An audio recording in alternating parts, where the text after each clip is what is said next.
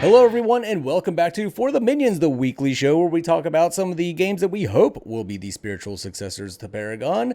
I am your host, the one and only Man Goose. Joining me as always is my beautiful co-host MandiMal. Mandy, how you doing? I'm doing so good. I'm so happy because we are bringing back one of our guests from the past, one of our guest hosts from the past who was fantastic, who is such a good friend of the show and a good friend of us personally. So we have Facefullofdub. How are you, sir? Thank you for joining us again. I'm good. Been chilling. Not Just chilling. literally doing nothing other than babysitting or streaming. That's it. That's it. And teaching us how to play Dauntless. Yeah, Or trying to very at least, if I'm Dauntless. not telling you to shut up in the middle of it. Yeah, what happens. It's okay. We leave it We on get the through it. field and it's fine. Yeah, we get through it. Everyone keeps their head on a swivel and we're good. That's right. I don't say this a lot, but great job out there, guys. That's right. Appreciate it. I appreciate it. So, and Narbash is, of course, Faithful's favorite hero. Faithful filled in whenever, and for the Minions, we used to have 3 hosts, the same hosts every week, and then that went away, and Faithful, came to our rescue and filled in as our 3rd host for a couple episodes, and we're really happy to have him back. But we're going to move on now into the news and updates, starting off with MetaBuff and Core. Talked to those guys. They said they're optimizing the code and solidifying systems for character onboarding. I can't say onboarding. And item onboarding as well as data tables. So I don't know what a lot of that means. I know what the data tables means, but it means that they're working on the game, and I'm happy with that. And I'm just happy to hear something out of them. I had a little conversation with them. I was like, hey, people are losing faith in Core right now, not because the alpha was delayed, but because you guys have been so silent ever since the alpha was delayed. So a lot of people losing faith in Core out there, but don't lose faith yet. They're still working hard on it. And whatever solidifying systems for character onboarding means, it means that we're going to get the game sometime. So, Yes, cool sir. beans. I think this is a case where no news is good news because it means they're busy, like they're working hard. So Good that's, point, Yeah, good everyone's point. keeping their head down. Yeah, that's kind of the way I was looking at it, but I totally understand people being a little bit more like chomping at the bit. They want to know. They're excited, man. The hype is real for this game, so. Yep. And I ordered that MetaBuff hat, and I don't want that to go to waste. Yeah, right? And then let's move on from MetaBuff to Omega Studios. Smokey's been working on Muriel. He got Gadget completely done, and he's been doing a lot of things like adjusting camera angles whenever you cast abilities. That's kind of a small thing that you don't notice until it's not there. Was like Murdoch, whenever you're throwing the mine down, whenever you actually queued up to throw that mine, your camera would kind of pan out a little bit so you could see the area around you better, so you could get better placement of that mine. And they're working on stuff like that for Murdoch, Gadget, and various other heroes. And then he said he will soon be adding camera shake, which Faceful, you were talking about this earlier. That adds a lot of immersiveness to the game. Yeah, like with Murdoch's snipe, when you drop down one knee and he actually snipes, the little bit of camera shake it can make it feel like the gun's actually recoiling. Mm-hmm. Or like even with his mine, like just placing it down just like a little bit, like to signify that the mine actually has weight when it's hitting the ground. Mm-hmm. You know what I'm saying? Mm-hmm. Yeah, that was something that Paragon did really well, was just those little touches that made the game so immersive. So it's really cool to hear that Predecessor is adding them as well, and that they, paid attention to that kind of stuff. And they're definitely going to need that camera shake when they put Big Dick Rick in the game, because that was the most camera shake I think ever, is when you got hit by a hook. Like, yeah, you had no idea. It was very disorienting when you got hit by a Richter hook. Yes. Need that camera shake for that. And then we got Ethereal. Not a lot of news from them. They said they're going to be focusing on their own socials for the time being. They're trying to get their new website up and running. The website they have right now is kind of old. It's a perfectly good website, but they're trying to work on the new one. And I've been cruising their Discord a lot. One of the things Owen mentioned is that once the website is open, we'll get to see Atropos, which Atropos is their version of the Orb Prime. And with the detail they've put into their heroes, I can't wait to see what Atropos is. If it's like a big dragon or it's hard to tell with those guys. You never really know with Ethereal what they're going to be pulling out of their asses. And I'm pretty excited to see what Atropos is going to be. Any ideas? What do you guys want him to be? I have no idea, but since the last time I was on, the like artwork and character models they've dropped, they're like gorgeous. So I don't know. I feel like it might be some sort of dragon. I feel like if they did some sort of did you guys ever play Skyrim? Yeah. You know, like you could fight like the bone dragons. Yeah. If they did something like Oh, that. that'd be cool. That would actually be really cool. Yeah. Yeah, I'm definitely picturing some type of bestial, like just massive, really cool creature. But you just never know because there's such a variety of, even amongst their heroes, their characters. There's, you got like Nikolai and cool little things like that. So you never know what those guys are gonna pull. Well, if you look up Greek mythology, Atropos was actually, he was half man, half goose, and he would rise out of a lake and punch people. So That's not true.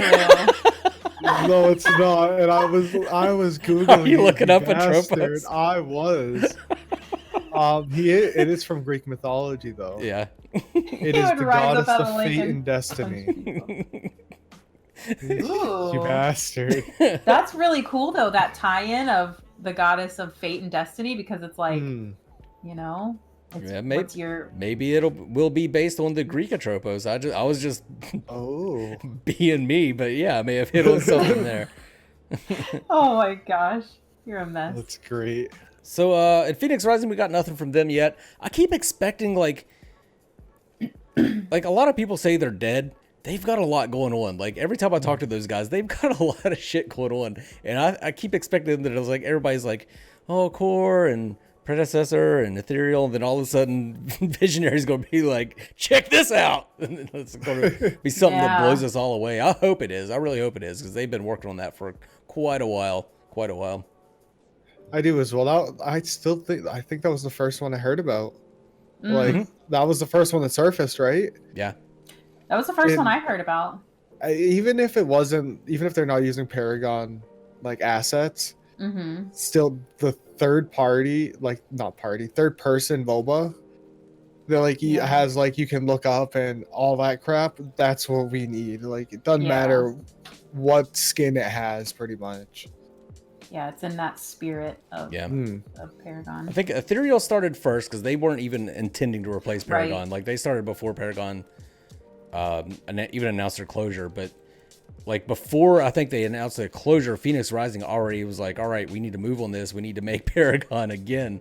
And they started trying to make their own version of Paragon. And then it was kind of a controversial decision when they decided not to use the assets when Epic released them.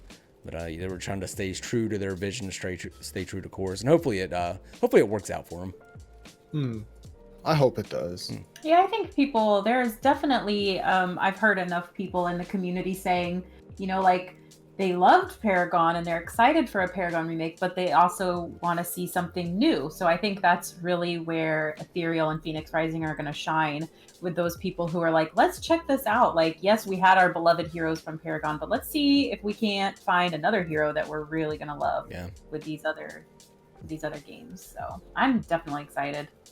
I'm always excited for these.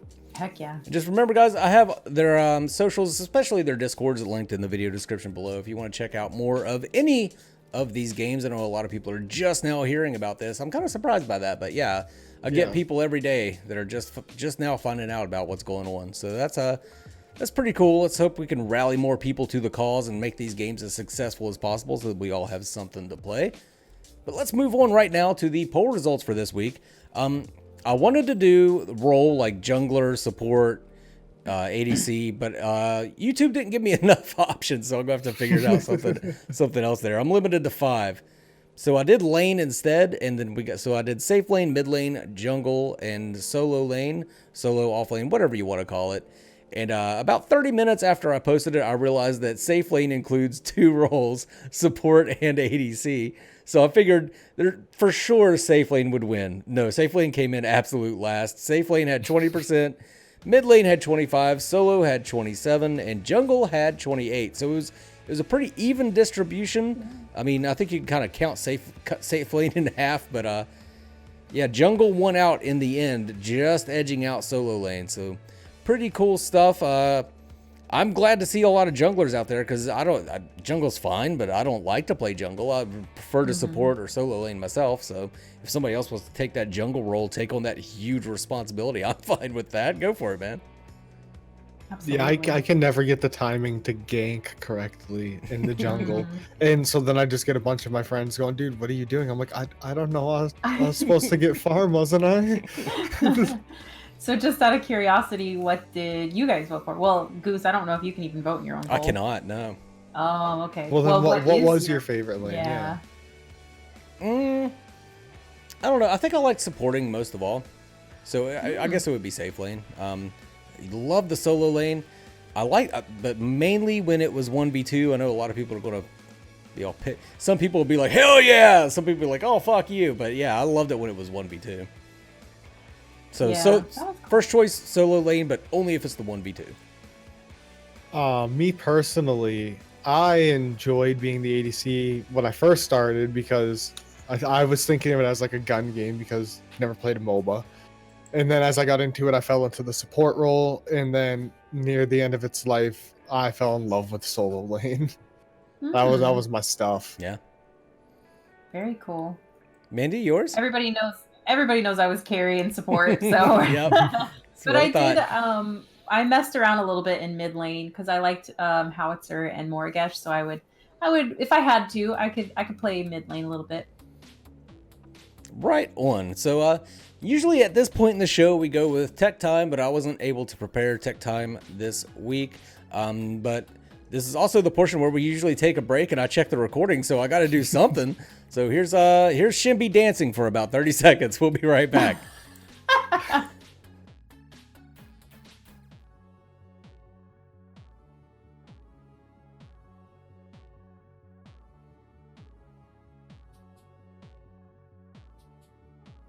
Welcome back, everybody. It is time for the topic for discussion. Now, in my YouTube comments on a lot of videos I've been on lately, I see a lot of people like, are these games ever going to come out? You know, what's taking so long?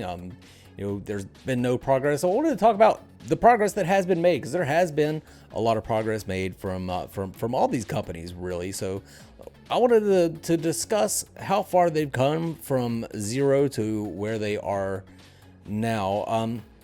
I think probably the most appropriate one to discuss first would be Predecessor, because they actually have released a playable game. You know, it had a lot of bugs and there was a lot of problems with it, but it was a playable version of Paragon, and it was fun. Like, I had fun playing it, and it felt like playing Paragon again. So, you know, a lot of people are saying that nobody's released gameplay. Predecessor released a playable game that a bunch of people got to play, including us. All three of us got to play Predecessor, and yeah, it was absolutely great. So there has been a lot of progress made. What do you guys? You guys have any thoughts on the topic? Mandy, you can go first. Okay, I definitely do. Oh, shit. Well, I kind of left a comment on your, what was it, a video or a poll or something? I think that one was a video. It was the video where, you know, everybody, like you said in the comments, was like, oh, they're never going to release this game, or let's see some gameplay, this, that, the other thing. And I think what people need to understand is most of the time when a game is being developed, you don't hear anything about it until the company is like almost done with it, if not already done with it, or has a playable version that they can release to show people, you know, when these big like AAA games or any game, an indie game, anything. But the way that we've kind of been led on the inside this early is like such a privilege, and I don't think people are looking at it that way. And I think it's important to remember that games take years. That's just the way it is. Games takes years to develop. It's not a quick 1-2 thing, especially, you know, everybody thinks, oh, they have the assets, all they got to do is plug it in and play. No, they have proven that. We've proven that with Tech Time. That is not the case. Yeah. So definitely just hang in there. Just try to remember that, you know, it takes time. It takes time. A rushed game will always be bad, but a game that takes their time and they come out with the best version they can is, and then they can still improve upon it from there. But we don't want to rush them and just to have something to play or just to see some gameplay or whatever. Like, yes, that's nice. I get excited. I would love to see some gameplay from Ethereal, but I understand the position they're in and that it's hard work. They're not really even being paid to do this. This is all a passion project. All 4 of these are passion projects. So just kind of hang in there, chill out, keep watching for the minions, and you'll get all your updates, and everything will be great. Everything will have a good time when we're all playing Predecessor or Core or Phoenix Rising or Ethereal together. That's an excellent point, because this is a very, very unique situation that we're in right now.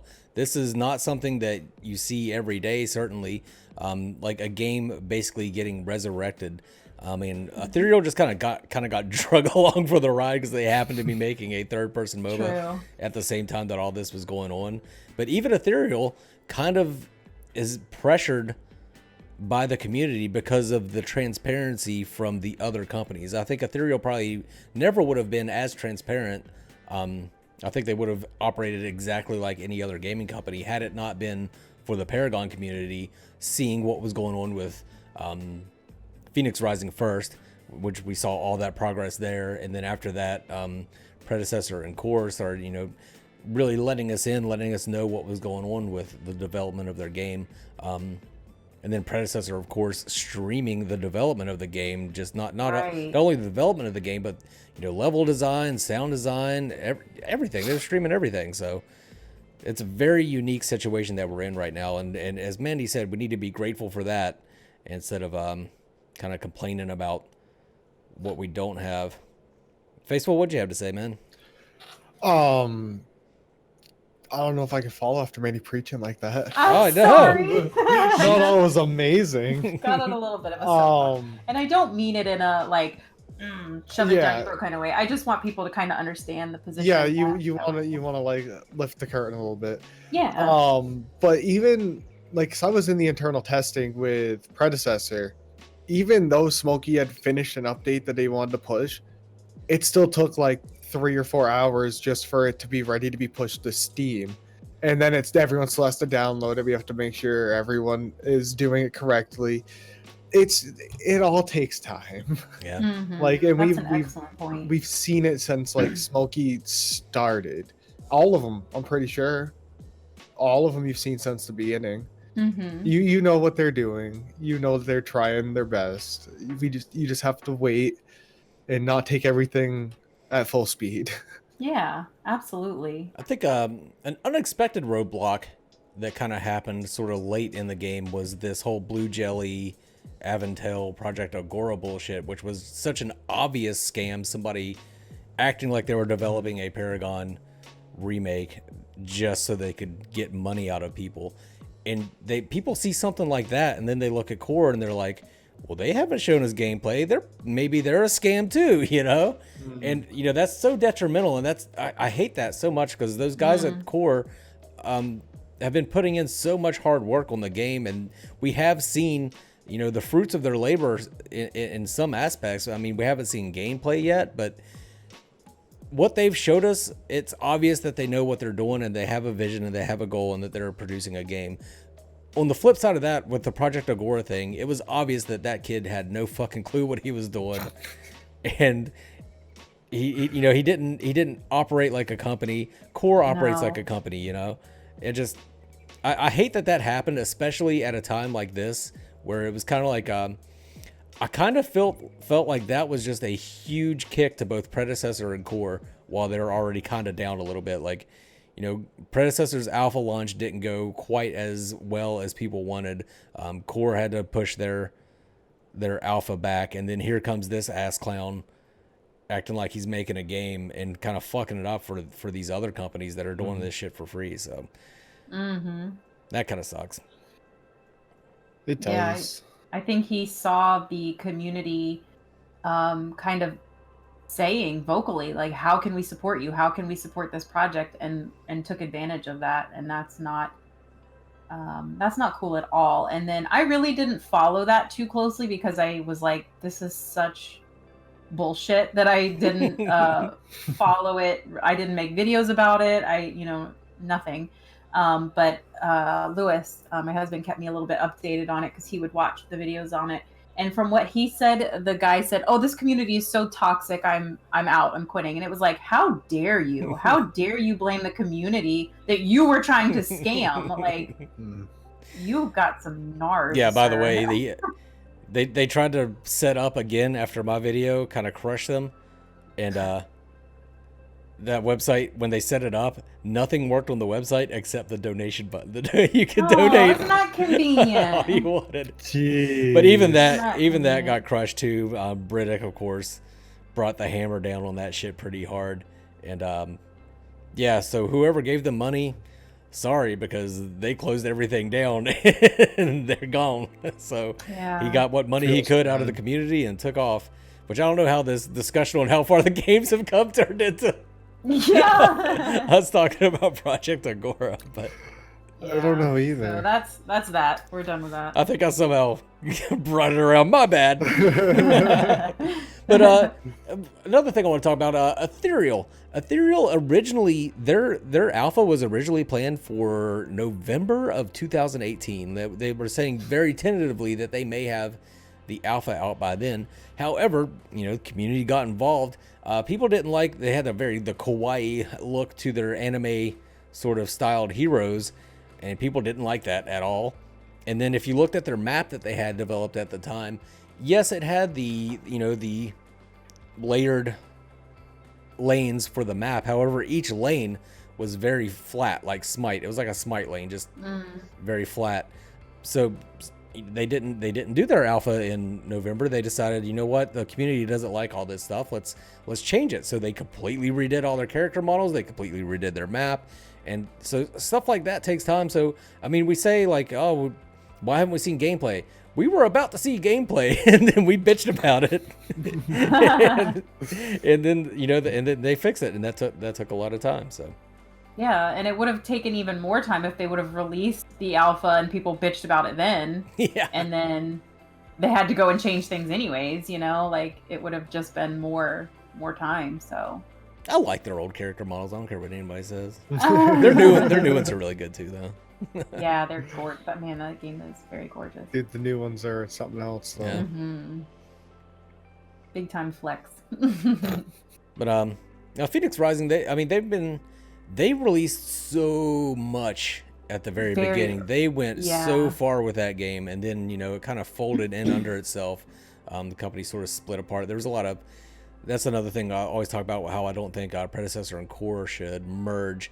And part of that reason is what happened with Visionary. They had two sort of competing factions within their company with two very different goals, and then the company split up, and that game probably would have been done by now if they would have kept going the way they were. But since that happened, they had to kind of hunker down and lick their wounds and refocus on something different. So, and hopefully we'll see something different from them really soon. But yeah, that's why we haven't seen much progress from Visionary Games on Project Phoenix Rising.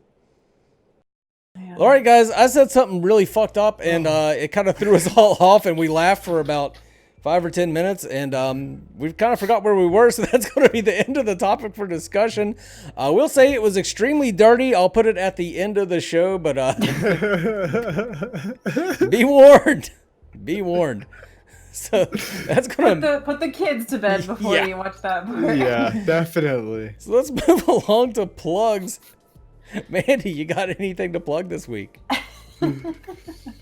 Well, I'm still Speaking just of kind plugs. God. Oh God. So Mandy, go ahead. Do your plug. Just been streaming, man, having a good time. Streaming over on the Twitch, having a good time. Yeah, it has been a good time. You've been hitting it hard. Yeah, it's been really fun. I haven't given up on though. I will have videos out. I just have to stop streaming long enough to make one. Right on. Facefull, you got anything to plug, bro? Just me streaming on Twitch. Same name, Facefullofdub. I do absolutely nothing but stream Right on. random ass games.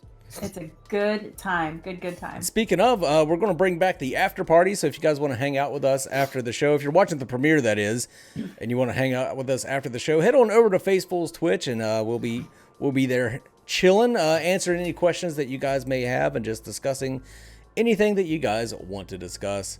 I got nothing to plug this week, but that's going to bring us to the end of the show. Thanks for hanging out with us, guys. I really appreciate it. From the entire For the Minions team, catch you later. Man, Goose. Yeah, I Why think would you lick everybody's- your wounds? What's that? Why would you lick your wounds? Oh, my saliva heals. He's like an X-Man. I am like an X-Man, quite a few regards actually, but yeah, that's one of it. Is my saliva heals. That's why I can't go down on a girl; it'll close up. Oh.